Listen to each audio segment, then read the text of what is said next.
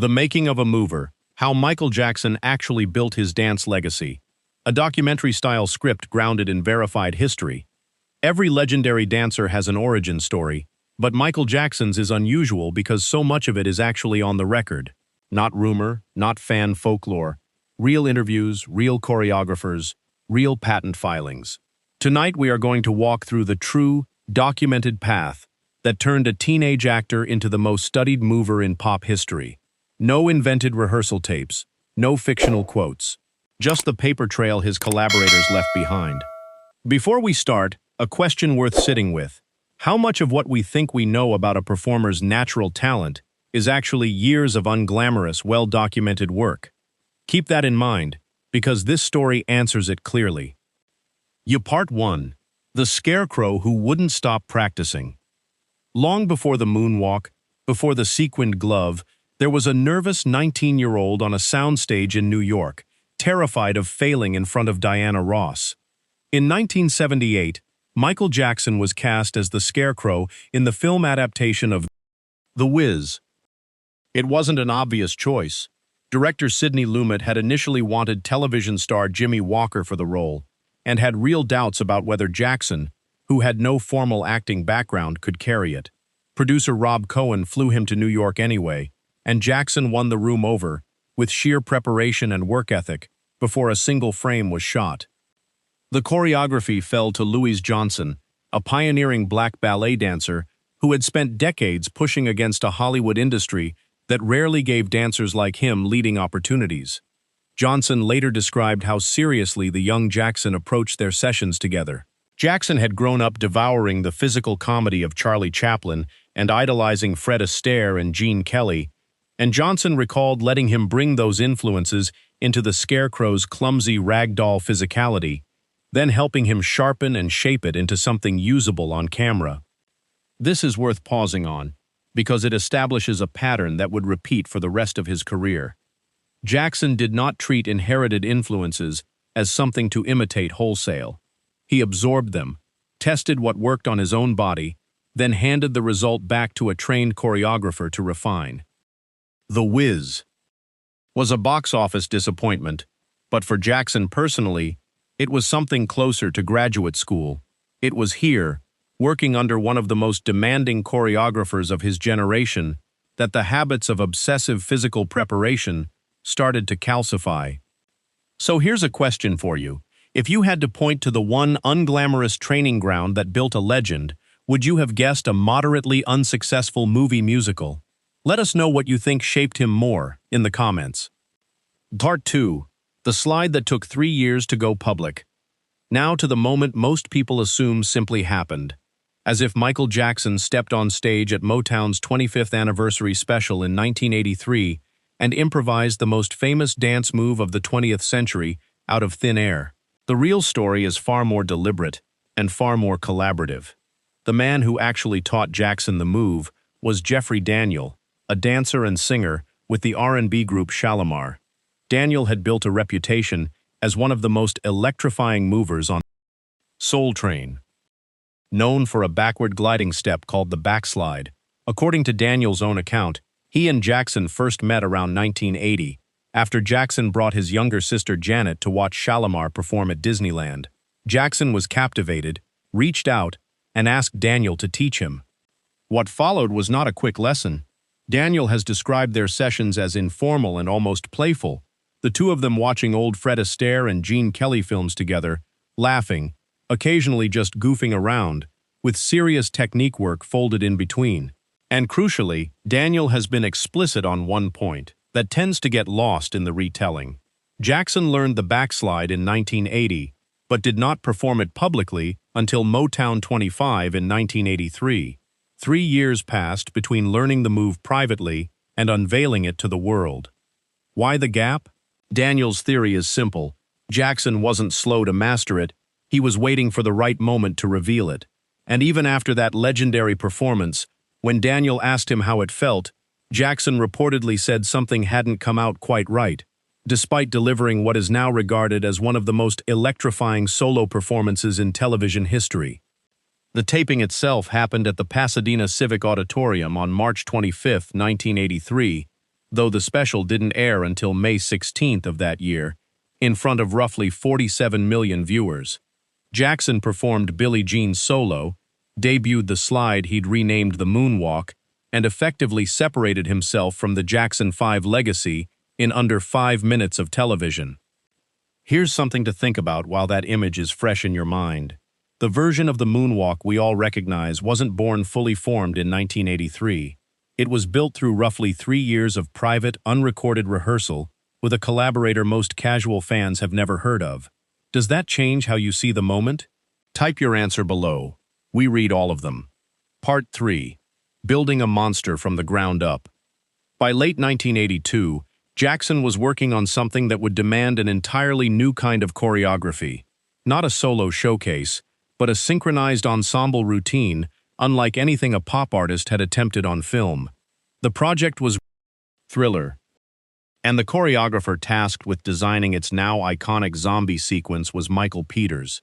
Peters was not a newcomer being handed his big break. He had already won a Tony Award for co-choreographing the Broadway musical Dreamgirls, and he understood how to build movement that told a story rather than simply looking impressive. His assistant choreographer on the shoot, Vincent Patterson, later went on to work with Jackson for more than 15 years and has spoken about how efficiently Peters cracked the concept. Patterson's job was to drill Jackson and the ensemble of dancers for 4 intensive days before filming began, turning Peters's choreography into something an entire crowd of performers in full monster makeup could execute in unison. What made the routine work, according to Patterson, wasn't complexity for its own sake. It was that ordinary people didn't need professional training to enjoy doing it. A simple two-handed claw gesture from one side of the body to the other instantly reads as Thriller to anyone who sees it, and that accessibility is precisely why the routine has been endlessly recreated at parties, weddings, and flash mobs for over 4 decades, including a record-setting mass performance by nearly 13,600 participants in Mexico City in 2009. Peters also choreographed the gang confrontation sequence for Beat It that same year, and even appeared on camera as one of the gang leaders. He would go on to win an MTV Video Music Award for his work on Thriller and an American Video Award for Beat It.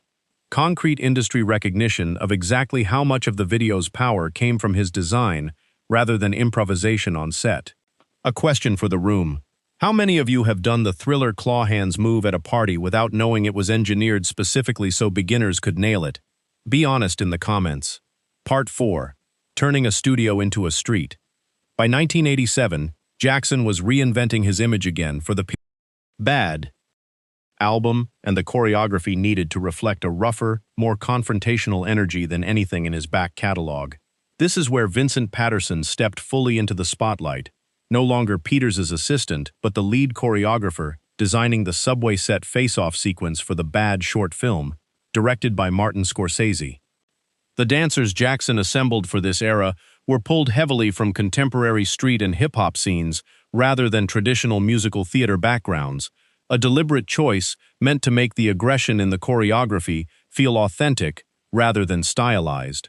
Jeffrey Daniel, the same dancer who had taught him the backslide years earlier, also continued working with Jackson through this period, later confirming in interviews that his collaboration extended well beyond the moonwalk lesson and into the Bad and Smooth Criminal video shoots directly. This is the through line worth noticing. Jackson didn't cycle through choreographers randomly from project to project. He built long relationships with Daniel, with Patterson, later with Travis Payne and Lavelle Smith Jr., and kept returning to trusted collaborators who had proven they could translate his instincts into technically precise, repeatable choreography. Part 5. When the illusion needed an actual patent. Here's a fact that sounds almost too strange to be true, and yet it is thoroughly documented in United States government records. The forward-leaning, gravity-defying Lean Jackson, performed in the 1988 Smooth Criminal short film, was achieved on camera using hidden wires. It looked impossible because, on film, it effectively was. But Jackson wanted to perform the same move live on stage, without visible rigging and without being tethered to a harness the audience could spot. So he did something no other dancer had done before. He became an inventor. Working with his longtime costume designers Michael Bush and Dennis Tompkins, Jackson filed a patent application in 1992 for what the paperwork formally titled "A Method and Means for Creating Anti-Gravity Illusion." The patent, numbered 5,255,452, was granted on October 26, 1993. The mechanism was elegantly simple on paper. Specially designed shoes featured a slotted heel that could engage with a retractable hitch mechanism built directly into the stage floor.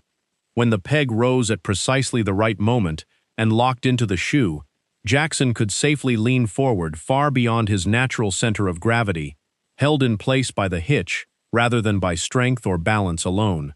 The patent drawings even specify the optimum spacing of the hitches relative to a performer's shoulders, which tells you how seriously the mechanical engineering behind a 4-second dance illusion was actually treated. It's a genuinely rare case of a dance move requiring literal intellectual property protection, and it's a reminder that some of Jackson's most jaw-dropping stage moments were solved less like art and more like an engineering problem. So, a question to leave you with. Does knowing there is an actual U.S. patent behind the smooth criminal lean make the illusion feel more impressive to you, or does explaining the mechanism take some of the magic away? Tell us honestly in the comments. Both answers are valid. View Part 6, The Dancer Who Got Promoted Mid-Tour. There's one more collaboration in this story that deserves its own spotlight, because it shows something the earlier chapters only hint at. Jackson didn't just hire choreographers, he sometimes discovered them inside his own dance line. Lavelle Smith Jr. first appeared alongside Jackson as a background dancer in the 1987 Smooth Criminal video, fresh off touring casinos with Diana Ross, and only 21 years old at the time. He had no idea it would turn into anything more than a gig. But during rehearsals for the Bad tour, Jackson reportedly asked him how he would move to a particular beat. Smith improvised a set of sharp, aggressive military-style movements. Jackson liked it so much he gave the style its own nickname on the spot, calling it slicing meat, and kept pulling Smith aside afterward to develop more of it. That instinct to promote from within paid off again a few years later, during preparation for the Dangerous tour. According to Smith's own account, Jackson had a choreographer working on a routine he wasn't happy with, and simply said, "Somebody go get Lavelle." Jackson asked him directly what he would do with it. Smith stepped in, and in roughly half an hour, the two of them built what became the explosive opening sequence for Jam, the number that opened the entire Dangerous tour in front of arenas worldwide. Smith has said Jackson's guidance to him was less about specific steps and more about a mandate: push the human body into places it hadn't been taken before. From there, Smith became one of the central architects of Jackson's live shows, choreographing across the Bad, Dangerous, and HI Story world tours, and later working on the short film for Ghosts. Over his career, he would go on to win the MTV Video Music Award for Best Choreography 5 separate times. Around the same period, another name entered Jackson's inner circle: Travis Payne, who began as a background dancer in the Remember the Time video in 1992 before becoming a full creative partner. Payne went on to choreograph the Dangerous World Tour, the HI Story World Tour, the They Don't Care About Us short film, and the Janet and Michael Jackson duet Scream, which still holds the record for the most expensive music video ever produced. His work on Scream earned an MTV Video Music Award for Best Choreography, and his choreography for Jackson's 1995 MTV Video Music Awards performance of Dangerous earned him an Emmy nomination. What's notable here is how these two men's careers braided together for nearly 2 decades. Both started as anonymous dancers in Jackson's ensemble. Both were elevated because Jackson noticed something specific they could do that nobody else in the room could, and more than 15 years later, it would be Travis Payne, alongside Kenny Ortega, preparing the choreography for the This Is It concert series in 2009, the final creative project of Jackson's life. It's a pattern that runs through this entire history. Louis Johnson, Jeffrey Daniel, Michael Peters, Vincent Patterson, Lavelle Smith Jr., Travis Payne, 6 very different collaborators across 3 decades, and in almost every case, Jackson found them, tested them, and then trusted them with pieces of his legacy for years afterward. Which of these 6 names do you think deserves more recognition than they've gotten? Drop your pick in the comments. Closing. What ties every one of these stories together isn't raw talent, even though Jackson clearly had plenty of it.